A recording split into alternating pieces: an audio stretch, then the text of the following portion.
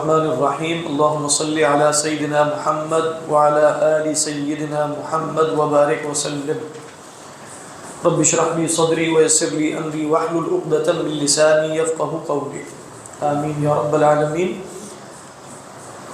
امام بیضاوی علیہ الرحمہ کی جو تفسیر ہے اس میں آیت نمبر غالباً 62 ہمارے زیر مطالعہ ہے، تو اس میں آیت مباہلہ ہے، اس میں ذکر اللہ کے نبی صلی اللہ علیہ وسلم کے اس قول کا ہے کہ فقال علیہ السلام والذی نفسی بیدہ لو تباہلوا لمسخوا قردۃ وخنازیر، کہ اللہ کی قسم کہ اگر یہ مباہلہ کرتے تو انہیں بندر اور خنازیر کی صورت میں مسخ کر دیا جاتا۔ وَلَضْطَرَمَ عَلَيْهِمُ الْوَادِي، اضطرام کہتے ہیں آگ کا بھڑکنا، وَلَضْطَرَمَ عَلَيْهِمُ الْوَادِي نَارًا، اور پوری وادی آگ بن کر ان پر بھڑک اٹھتی۔ یہی پڑھنا تھا جی۔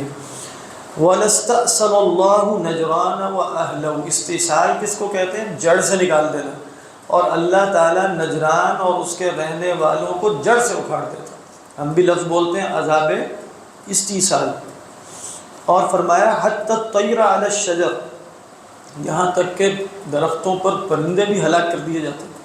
وَهُوَ دَلِيلٌ عَلَى نُبُوَّتِهِ، کہہ رہے ہیں یہ پوری کی پوری آیت اللہ کے رسول صلی اللہ علیہ وسلم کی نبوت کی دلیل بھی ہے، وَفَضْلُ مَنْ أَتَى بِهِمْ مِنْ أَهْلِ بَيْتِهِ، اور ان کی فضیلت پر بھی دلیل ہے جن کو لے کر اللہ کے رسول اپنے اہل بیت میں سے آئے تھے، یعنی کن کو لے کر آئے؟ سیدنا علی کو، فاطمہ کو، حسن اور حسین علیہ السلام، تو گویا ان سب کی فضیلت پر بھی دلیل ہے یہ آیت۔ وفضل یعنی دلیل علی نبوتی، وفضلی، فضل نہیں ہے سوری، وفضلی من اتی بہم من اہل بیتی، ان ھذا لہو القصص الحق، فرماتے ہیں ان ھذا ای ما قص من نبأ عیسیٰ و مریم، جو قصہ بیان کیا گیا ہے عیسیٰ اور مریم کی خبر میں سے، لہو القصص الحق بجملتها خبر۔ دیکھیے یہاں نا دو آراء ہے، یہ جو لہو ہے نا پہلے سمجھ لیں پھر پڑھ لیں۔ ان ھذا لہو القصص الحق، یہ جو لہو ہے یہ ضمیر فصل ہے۔ ایک رائے خلیل ابن احمد الفراہیدی کی یہ ہے جو مشہور کتاب العین والے، یہ جو ہوا کی ضمیر اگر فصل بن جائے لا محل لہ من الاعراب، وہ جملے میں کوئی محل نہیں رکھتی، یعنی آپ ترکیب میں اس کو نکال دیں گے۔ لا محل لہ من الاعراب کا مطلب کیا ہے؟ آپ کہیں گے ان ھذا القصص الحق خبر ہے، لہو کیا ہے؟ ضمیر فصل، اور اس کی کوئی نحوی حیثیت نہیں ہے، لا محل لہ من الاعراب۔ اور دوسری رائے یہ ہے کہ نہیں، یہ جو ضمیر فصل ہوتی ہے وہ مبتدا بن جاتی ہے اور القصص الحق اس کی خبر ہے، تو پھر آپ کہیں گے ان ھذا میں ان کا اسم کیا ہے؟ ھذا، اور لہو القصص الحق پورے کی پوری خبر ہے۔ یہ دونوں آراء یہاں وہ بیان کر دیں گے، سمجھ میں؟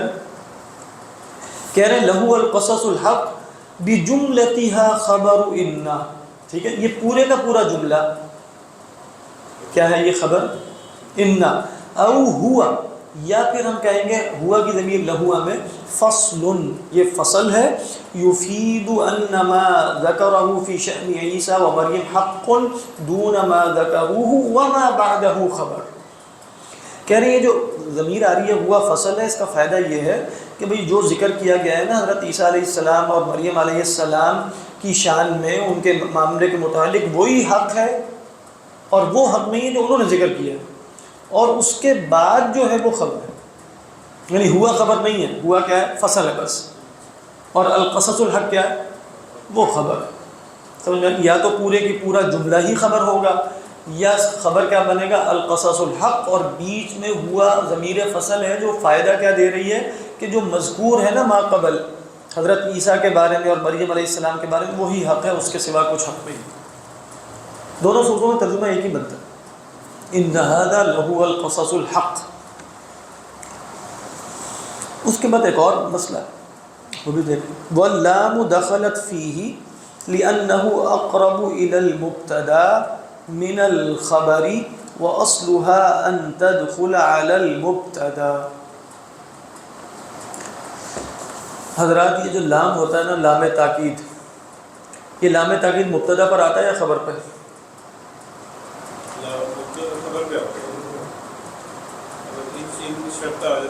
کیا شرط نہیں، ویسے جملہ اسمیہ کے بارے میں بتاؤ. یعنی آپ کہیں زید عالم، اس میں تاکید لگائیں. اصل میں تو قاعدہ یہ ہے کہ جو لام تاکید ہے وہ مبتدا پر آئے، لیکن اگر اس کے شروع میں انا آ رہا ہو تو انا خود تاکید کے لیے آتا ہے. تو اگر انا بھی ہو تاکید کے لیے اور لام زائدہ بھی، تو ہم لام کو آگے لے جاتے ہیں. اس کو کہتے ہیں لام مزحلقہ. آپ شاید پڑھیں، لام مزحلقہ کا مطلب ہے جو پھسل کے آگے چلا گیا. یعنی خبر پہ رہا ہے، لیکن آنا اس کو کہاں چاہیے تھا؟ آنا اس کو مبتدا پر چاہیے تھا. بات سمجھ میں آ رہی؟ اس کو کیا کہا جاتا ہے؟ لام مزحلقہ. زحلقہ یزحلق زحلقاً کہتے ہیں کسی کو دھکا مارنا. تو آپ نے گویا اس لام کو دھکا مار کے آگے بھیج دیا، یہ لام مزحلقہ ہے. اچھا، اب وہ کہہ رہے ہیں کہ اصل میں تو اس کو مبتدا پہ آنا چاہیے نا. ذرا غور سے سنیے گا. اچھا، ہم مبتدا پہ تو نہیں لا سکے، اس لیے کہ مبتدا پہ کیا آ گیا؟ ان لہذا نہیں ہو سکتا، ان لہذا. لیکن خبر سے پہلے ایک ہوا ضمیر فصل آ گئی. خبر کیا ہے؟ القصص الحق. اس سے پہلے ایک ضمیر کیا ہے؟ تو کہہ رہے ہیں کہ اب ہمارے پاس دو آپشن تھی کہ یا تو ہم لہوا پہ لگائیں، ہوا پہ، یا قصص الحق پہ لگائیں. تو ہم یوں کہیں ان ھذا ہوا لقصص الحق، یا ہم کہیں ان ھذا لہو القصص الحق. تو ہم نے لہوا پہ کیوں لگایا؟ اس لیے کہ مبتدا کے زیادہ قریب القصص الحق ہے یا لہوا ہے؟ لہوا ہے. اور لام کا اصل قاعدہ کیا ہے کہ وہ مبتدا پر آنا چاہیے. تو ہم نے پھر لام کو وہاں لگایا جو اقرب الی المبتدا ہے. یہ ہے خلاصہ. سمجھ میں؟ اب ذرا پڑھیے تو آپ کو سمجھ میں آئے گا. واللام دخلت فیہ، لام اس ضمیر پر داخل ہوا ہے. کس ضمیر پر؟ لہوا. لأنہ اقرب الی المبتدا، کیونکہ یہ مبتدا کے زیادہ قریب ہے، من الخبر، خبر کی نسبت. وَأَصْلُهَا، اور اس لام کی اصل یہ ہے ان تدخل علی المبتدا، کہ وہ مبتدا پر داخل ہو. اور انہوں نے یہاں یہ نہیں بتایا کہ وہ مبتدا پر داخل کیوں نہیں ہوا. وہ واضح ہے کہ ایک مبتدا پر دو تاکیدیں نہیں آ سکتی. ایک مبتدا پر دو تاکیدیں نہیں آتی. ان لزیدن نہیں ہو سکتا، لزیدن ہو سکتا ہے. اس میں کوئی اشکال تو نہیں نا اس بات میں؟ لام مزحلقہ ہے یہ، اور یہ ہوا لہوا پر اس لیے آیا ہے کہ ہوا اقرب الی المبتدا ہے، کیونکہ لام کی اصل یہ ہے کہ وہ مبتدا پر آئے، مبتدا پر نہیں آ سکتا تھا. لہذا ہم نے لقصص الحق پر لگانے کی بجائے لہوا پر لگا دیا، اس لیے کہ وہ مبتدا کے زیادہ قریب.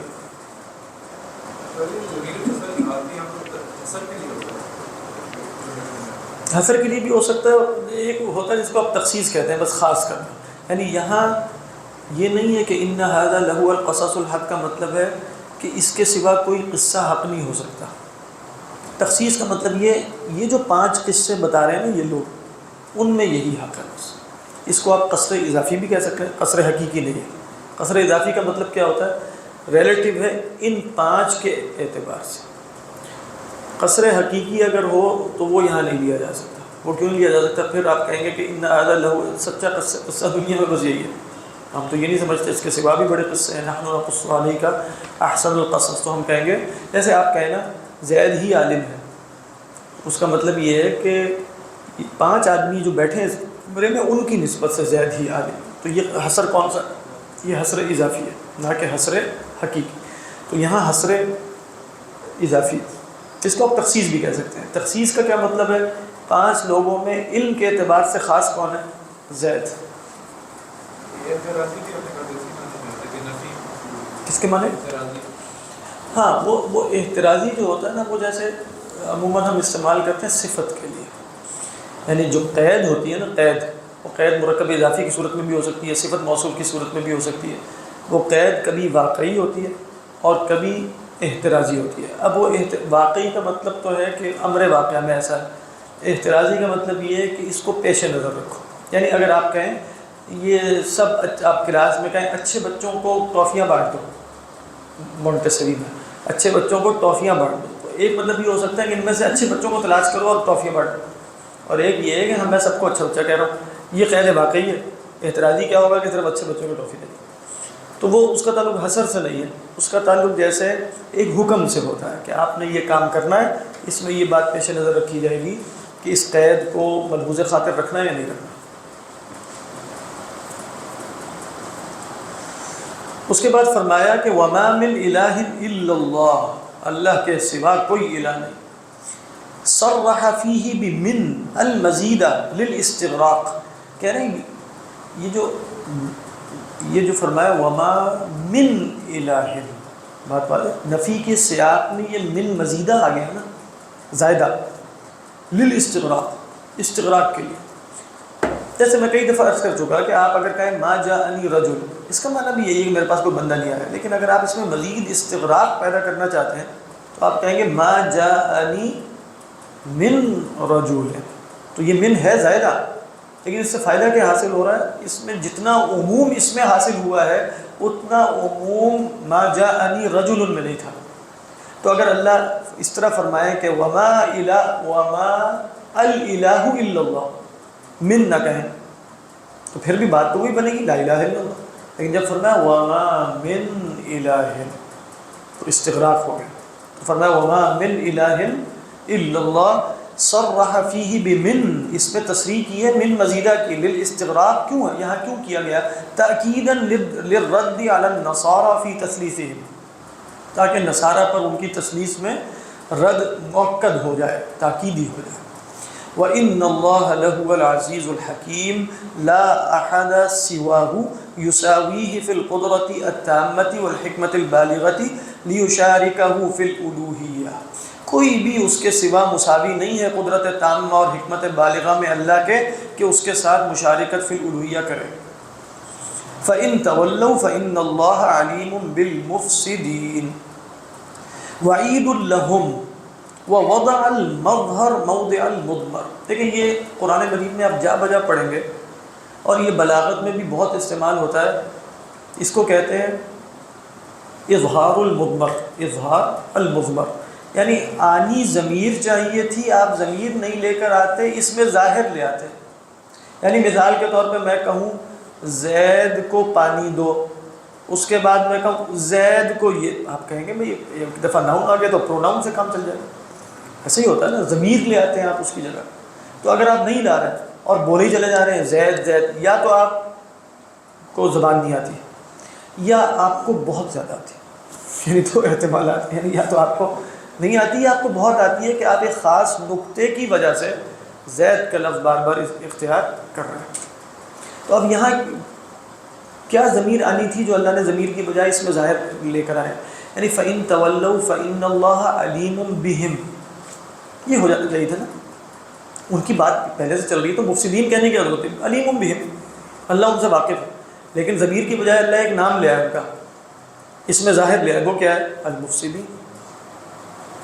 تو وہ کیسے ہوگا؟ جیسے آپ کسی کا نام لے کر کہیں بھئی فلاں صاحب کا اکرام کرو، ٹھیک ہے، اس کے بعد ان کی صفات بیان، فلاں کا اکرام کرو، زید کا اکرام کرو، بھئی عالم کا اکرام کرو، فقیہ کا اکرام کرو، متقی کا اکرام۔ اب آپ یہ بار بار یہ اس میں ظاہر بول رہے ہیں نا، چاہے وہ صفاتی نام ہے لیکن ہے تو اس میں ظاہر، بتانے کے لیے کہ زید کے اندر کیا کیا صفات ہے، سمجھا؟ تو یہاں بھی اللہ نے کیا فرمایا؟ کہتے ہیں وعید لہم، یہ اللہ کی طرف سے وعید ہے، ووضع المظہر یا مظہر دونوں کہہ سکتے ہیں، موضع المضمر، مضمر کیا ہوتا ہے؟ ضمیر، لیدل علی ان التولی عن الحجج والاعراض عن التوحید افساد للدین والاعتقاد المؤدی الى فساد النفس بل الى، آپ کہیں یہ جملہ بل کوئی فرق سیم ہی ہے نا؟ ہاں، تو کہہ رہے ہیں کہ تاکہ دلالت اس میں ہو جائے کہ تولی منہ موڑنا حجج سے، حجج کیا؟ دلائل سے، اور توحید سے اعراض کرنا دین میں فساد ڈالنا ہے، افساد للدین، اس لیے اللہ نے مفسدین کہا، تمہاری تولی کے نتیجے میں لازم کیا آتا ہے؟ فساد، ٹھیک ہے۔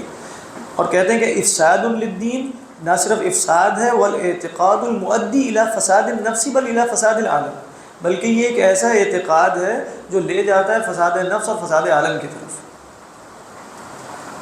بات واضح ہے؟ قل یا اہل الکتاب، کہہ دیجئے اہل کتاب، یعم اہل الکتابین، کہتے ہیں یہ دونوں اہل کتاب کو عام ہے. دونوں اہل کتاب کون سے؟ ہاں. وقیل، اور یہ بھی کہا گیا یرید به وفد نجران او یہود المدینہ، یہ بھی کہا گیا کہ اس سے مراد یا تو صرف وفد نجران ہے یا صرف یہود مدینہ ہے. تعالوا الی کلمۃ سواء بیننا و بینکم، یہ جو مشہور آیت ہے نا آج کل لوگوں کے ہاں.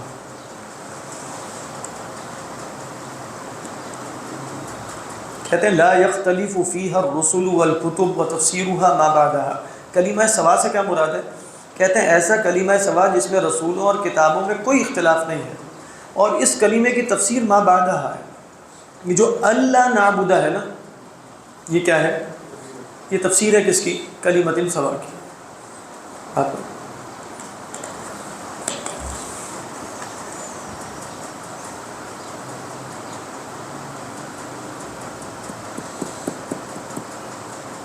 اللہ نعبد الا اللہ، کہ ہم عبادت نہ کریں مگر اللہ کی. ای نوحدہ بالعبادۃ ونخلص فیہا ولا نشرک بہ شیئا. اس کا کیا مطلب ہے؟ ولا نجعل غیرہ شریکا لہ فی استحقاق العبادہ، غیر کو شریک نہ بنائیں استحقاق عبادت میں. ولا نراہ اہلا لان یعبد، اور اسے اس بات کا اہل نہ سمجھیں کہ اس کی عبادت کی جائے. ولا يتخذ بعضنا بعضا اربابا من دون اللہ ولا نقول، اور ہم یہ بھی نہ کہیں کہ عزیر ابن اللہ، کہ والعیاذ باللہ کہ عزیر اللہ کے بیٹے ہیں. ولا المسیح ابن اللہ، ولا نطیع الاحبار فيما احدثوا من التحریم والتحلیل لان كل منهم بعضنا بشر مثلنا.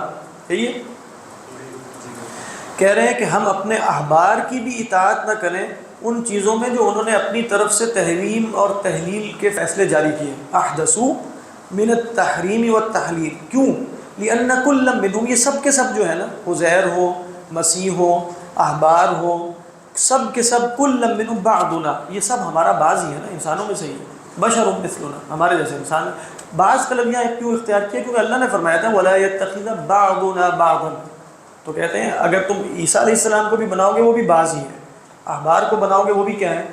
وہ بھی بعض ہی ہیں. تو انسانوں میں سے ایک دوسرے کو اللہ کے سوا رب نہ بناؤ.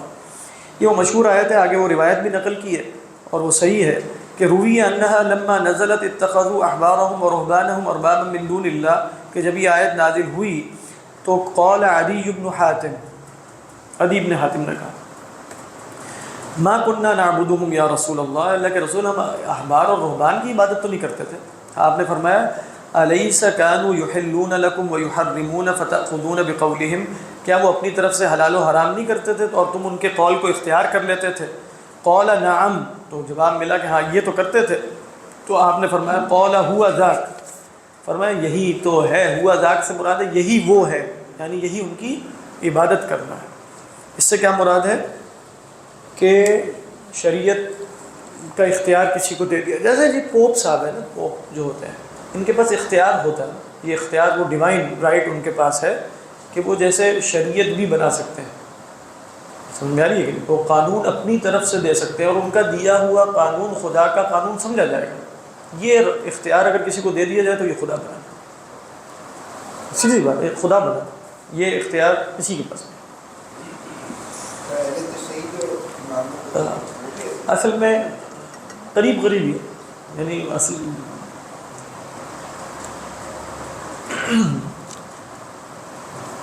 چونکہ وہ کہتے ہی ہیں کہ جو اماموں کے بارے میں نا ان کا تصور یہ ہے کہ کچھ چیزیں جو شریعت میں آ چکی ہیں، جیسے نماز، یہ وہ فلاں، اس میں کوئی ترمیم نہیں کر سکتے، ائمہ اس میں ترمیم نہیں کر سکتے، لیکن وہ اجتہاد فرماتے ہیں. اچھا جیسے اللہ کے رسول صلی اللہ علیہ وسلم اجتہاد فرماتے ہیں، تو کیا آپ کا اجتہاد بائنڈنگ ہے کہ نہیں ہمارے لیے؟ بالکل بائنڈنگ. اگر اس میں بالفرض کوئی غلطی ہوگی تو وہ اللہ کی طرف سے درست ہو جاتی ہے. اسی طرح جو ائمہ معصومین ہیں وہ اپنے اجتہاد، یعنی آپ اس کو یہ نہیں کہہ رہے کہ وہ شریعت بنا رہے ہیں، اپنے اجتہاد میں کیا ہے؟ معصوم. تو اجتہادی امور میں جو بھی وہ فیصلہ جاری فرمائیں گے وہ اللہ کی طرف سے مؤید ہوگا. لہذا اب وہ اجتہادی نہیں رہے گا. کب تک وہ اجتہادی ہے؟ جب تک امام معصوم نے اس کے بارے میں فیصلہ نہیں کیا. جیسے امام معصوم نے اس کے بارے میں فیصلہ کر دیا وہ قطعی ہو گیا، اجتہادی ہو گیا، اس سے اختلاف جائز. یعنی آپ کہیں کہ وہ اگر پوپ کے ہاں بات پہلے ہی واسطے میں پہنچ رہی تو یہ تیسرے چوتھے درجے میں پہنچے گی. لیکن ان دی اینڈ جیسے ختم نبوت کے منافی تصور ہے امامت کا. ہم یہ نہیں کہہ رہے کہ وہ کافر ہو جاتے ہیں اس وجہ سے کیونکہ تعویلات ہیں اور وہ کہتے ہیں نبی نہیں ہے اور کوئی وحی نہیں آتی اور یہ وغیرہ وغیرہ وغیرہ. لیکن ان دی اینڈ جو امامت کا تصور اور امام کی ایک حیت سامنے آتی ہے نا، وہ ہے اللہ کی طرف سے جیسے مبعوث ہے. وہ لوگوں کے اختیار سے چنا نہیں جاتا، وہ اللہ کی طرف سے، اور اس کا قول خدا کا قول ہے، نتیجتاً اس کا فیصلہ خدا کا فیصلہ ہے. تو لہذا بات اس لیے بہت سے علماء کا خیال یہ ہے کہ شیعوں کا جو تصور امامت ہے وہ اپنی اصل میں اپنی کور میں ختم نبوت کے تصور کے منافی ہے.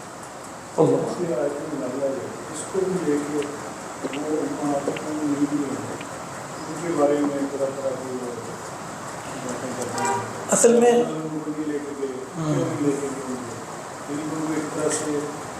میں وہ تو مطلب ظاہری بات ہے، اصل میں مطلب سب کو تو لے کے بھی نہیں جانا تھا. چند اب کسی کو بھی لے کے جایا جاتا ہے نا تو دوسروں کے بارے میں تو سوال اٹھنے فلاں کو کیوں نہیں لے کے گئے. ہاں لیکن وہی میں بتا رہا ہوں نا، یعنی اس سے صرف یہ ثابت ہو رہا ہے کہ ان کی خصوصی فضیلت ہے تو ہم بھی مانتے ہیں.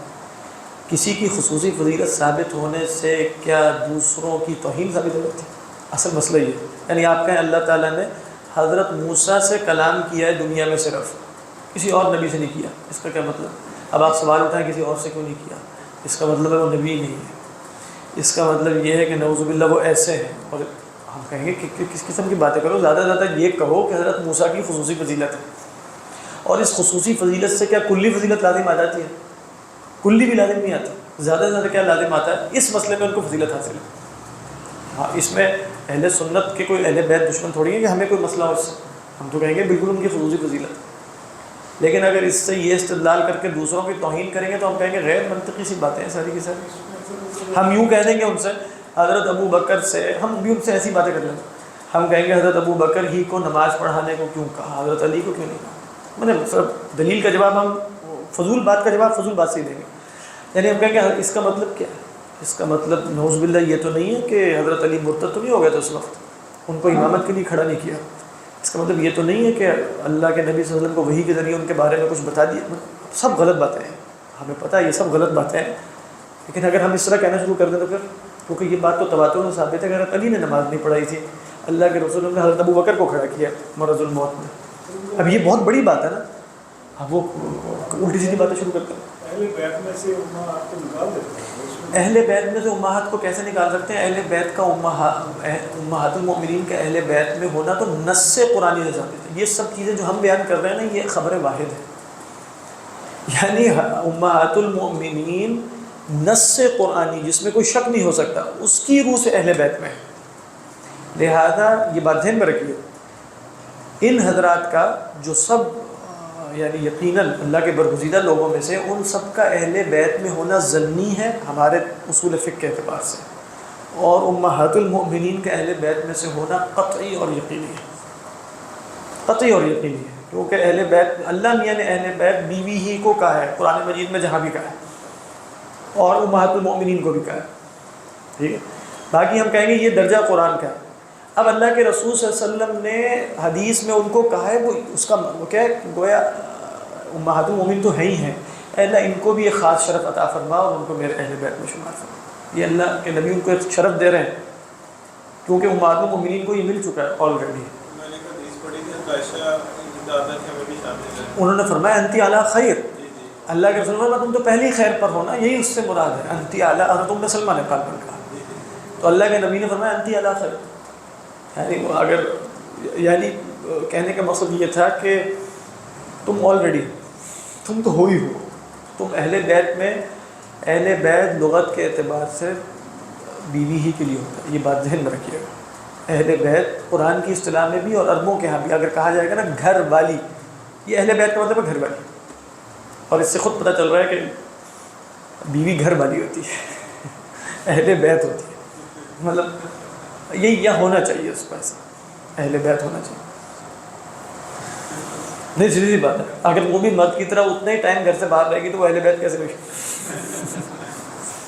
نہیں ہے، اس میں غور کرنا چاہیے. اس لیے اس کو ربۃ البیت پہ کہتے ہیں، عرب کہتے ہیں ربۃ البیت۔ وہ تو وجہ میں نے قرآن مجید میں جیسے بہت جگہ عرض کیا نا، اسی پہ تو وہ پلے کرتے وہی میں نے میرے خیال ہے شاید کئی دفعہ عرض کیا کہ اہل بیت کا لفظ جب آئے گا نا تو یہ لفظ اپنی ذات میں مذکر ہے، چاہے آپ عورت سے بھی خطاب کریں گے مذکر کے صیغے میں، جمع مذکر کے صیغے میں۔ اس کی مثال کیا ہے؟ حضرت موسیٰ علیہ السلام کے ساتھ ان کی زوجہ محترمہ ہے نا، صرف ہم نے کہا تو انہوں نے کیا کہا، اذ قال لأہلہ امکثی یا امکثوا،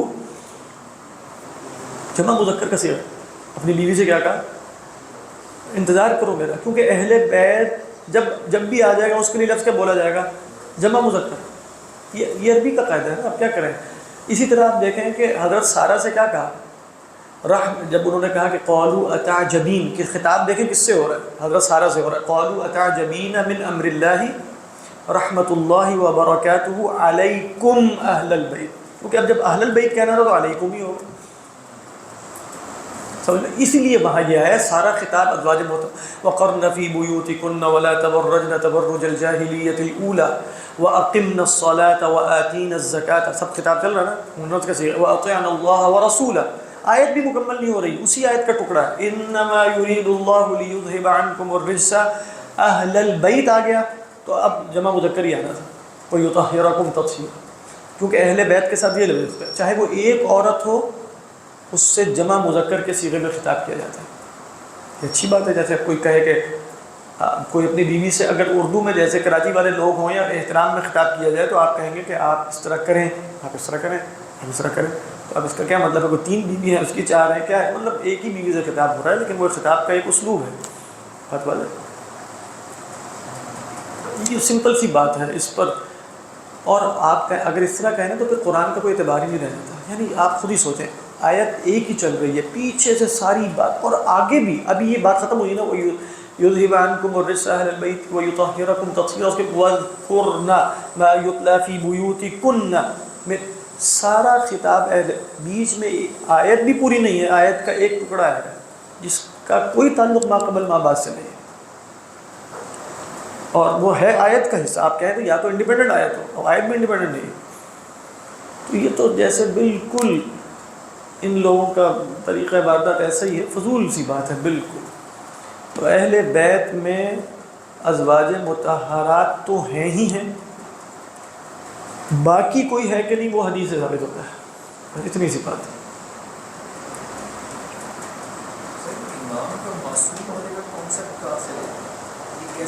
اصل میں جب کہا نا کہ یہ اللہ کی طرف سے مامور ہے لوگوں کی اصلاح کے لیے، اور دین میں جیسے دلیل پکڑا کرتے تھے کہ اتنے اختلافات برپا ہو جاتے ہیں، پتہ نہیں چلتا کوئی کیا کہہ رہا ہے کوئی کیا کہہ رہا ہے، ایک مرجع ایسا ہونا چاہیے کہ جس کی بات خدا کی بات ہو تاکہ امت ہمیشہ حق پر رہے۔ استعمال کیسے کیا؟ اسی بات ہے، اختلاف کی بنیاد پہ عقل کو غلطی لگتی ہے، شریعت کے یہ قرآن و سنت سے ان کے خیال میں تو ہے، یعنی ان کے خیال میں، یعنی وہ روایات نقل کرتے ہیں، ہمارے خیال میں تو ساری موضوع روایات ہیں، لیکن جب ہم سے استدلال کرتے ہیں نا تو اسی طرح کرتے ہیں کہ کیا جو ہے وہ سب سے خیر امت خیر ہے نا، سب سے بہترین امت ہے، تو کیا وہ خالی ہو جائے گی کسی زمان میں؟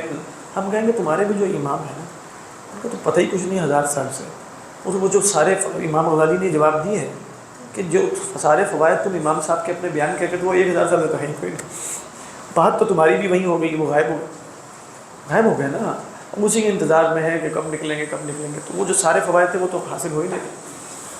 یہ امامت معصومہ کے کیا، اس لیے آپ دیکھیں نا پچھلی صدی میں جب امام خمینی، امام تو نہیں کہنا چاہیے، خالی خمینی جب آئے تو انہوں نے وہ ولایت فقیہ کا ایک تصور نکالا کہ چل ٹھیک ہے امام تو غائب ہیں، ان کا کوئی نائب ہونا چاہیے، اور وہ یہ اور وہ، تو ولایت فقیہ کا تصور ہوا۔ اب آپ جانتے ہیں جیسے اب 2 آیت اللہ ہوتے ہیں، وہ جیسے امام کے نائب ہی شمار ہو رہے تھے، تو ہمارے مشرق میں آیت اللہ خامنائی ہیں، اور ادھر جو ہے عراق اور ایران اور یہ عرب دنیا میں وہ آیت اللہ علی سیستانی، آیت اللہ علی سیستانی آپ جانتے ہیں عراق میں، بہت ویسے وہ زاہد انسان ہے یعنی، اور وہ اہل سنت کے ساتھ جیسے کافی نرم رویہ ہے، آیت اللہ علی سیستانی، اللہ اعلم۔